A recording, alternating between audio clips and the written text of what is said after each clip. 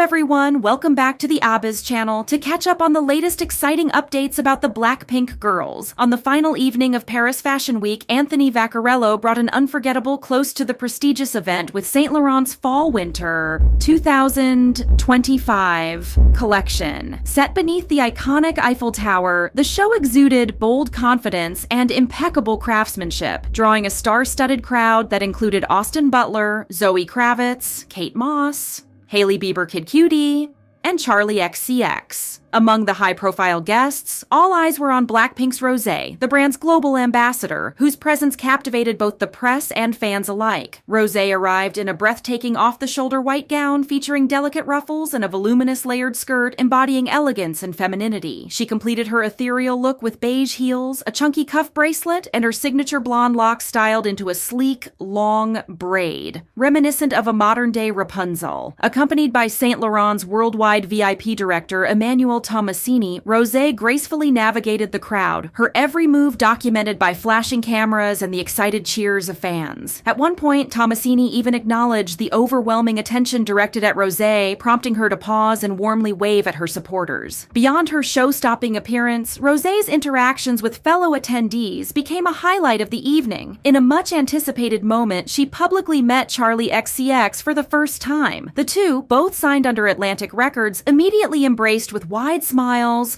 holding on to each other's arms in excitement. Their lively conversation and snapshots together suggested an instant connection, reinforcing their budding camaraderie. Charlie had previously shown admiration for Rosé by liking her ID magazine cover months ago, making their meeting even more special. Seated in the front row, Rosé was in esteemed company, joining American actor Austin Butler, Kering CEO François-Henri Pinault, and Polish model Anja Rubik. As the show unfolded, Rosé and Pinault were seen engaging in discussions, offering real-time reactions to the collection. Meanwhile, Rubik, thrilled to reunite with Rosé, took to Instagram to share her excitement. Austin Butler and Rosé, known for their friendly rapport, exchanged inside jokes and engaged in animated conversation throughout the evening, further showcasing their close bond. K-pop fans were also eager to witness interactions between Rosé and fellow Korean star Cha Eun-woo, who was present at the event. While such a moment remained elusive, Rosé later spent extra time with fans outside the venue, demonstrating her genuine affection for them. Despite the chaotic atmosphere, she made a concerted effort to sign autographs and acknowledge as many supporters as possible.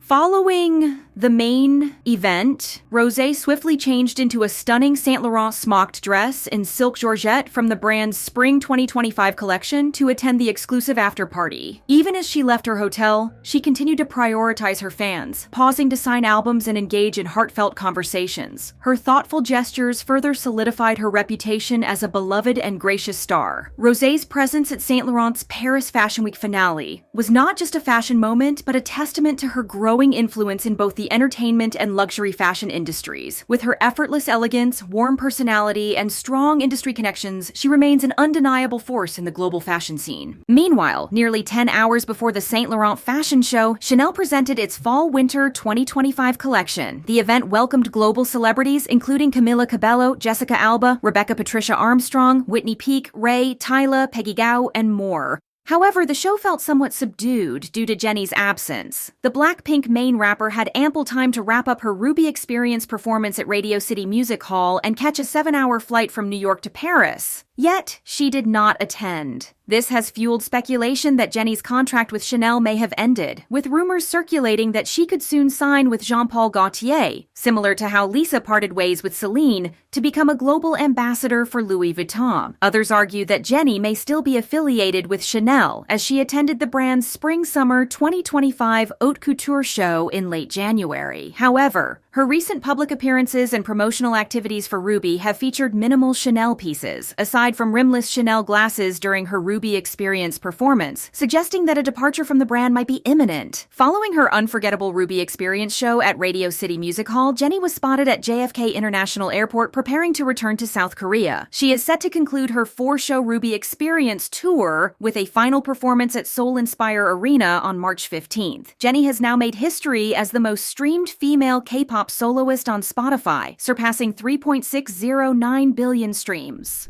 Although She missed Paris Fashion Week. Jennie will soon return to the city with her music. She has partnered with Visa and AEG Presence Paris to launch a special show titled Visa Live, Jennie in Paris, following the success of her Ruby Experience tour. The concert will take place at Zenith Paris La Villette on March 21st, which is a venue capable of accommodating over 6,800 spectators. Hi guys, this is Jennie. I'm so happy to announce that I've partnered with Visa for a Visa live show in Paris. Yay! It's gonna be held on March 21st at Le Zenith Theater, and the pre-sales for Visa starts tomorrow, so see you guys soon!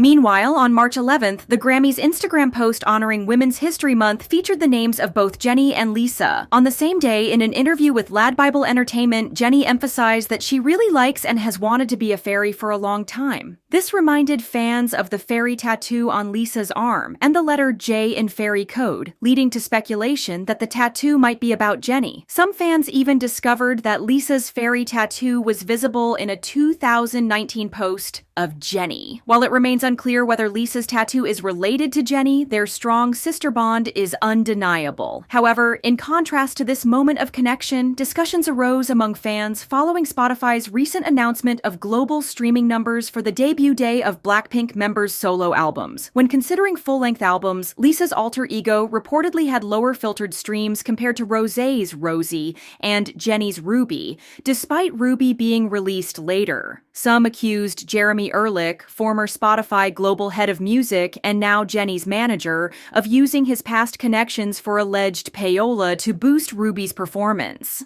They also pointed out that Ehrlich had retweeted a post by Pitchfork journalist Joshua Min-soo Kim praising Ruby, after Kim had been criticized by Lisa's fans for giving Alter Ego a low score. This led to backlash against both Kim and, unfairly, Jennie. However, the reality is that Joshua Min-soo Kim's opinions are his own and unrelated to Jennie. Furthermore, Alter Ego debuted with 8.9 million filtered streams on Spotify Global and 23.5 million total streams on the counter on February 28th. Spotify does not provide data for filtered streams of songs that did not chart in the top 200. Ultimately, Blackpink members have always shown love and support for each other. Fans should appreciate them in their own way without spreading negativity towards other members. As Wendy of Red Velvet recently shared, all of Blackpink have different vibes, but you can feel that they are all really good people. This is why I rarely emphasize rankings and achievements in my videos. I love all 4 members, and if one seems less mentioned in a video, it's simply because I didn't have enough relevant information to share at the time. Meanwhile, while her bandmates are making waves internationally, Jisoo is fully immersed in preparations for her upcoming mini Asia tour, Lights, Love, Action. Fans are eagerly anticipating her live performances of B-side tracks Hugs and Kisses, Tears in Your Love, as she has been actively rehearsing with her dance team. Adding to the excitement, Jisoo's tour kickoff in Manila on March 14th aligns perfectly with White Valentine's Day. This poetic timing follows the Valentine's Day release of her album SAB0TAGED, making the moment even more special for fans. With her tour set to begin soon, anticipation is at an all-time high for Jisoo's enchanting stage presence and heartfelt performances.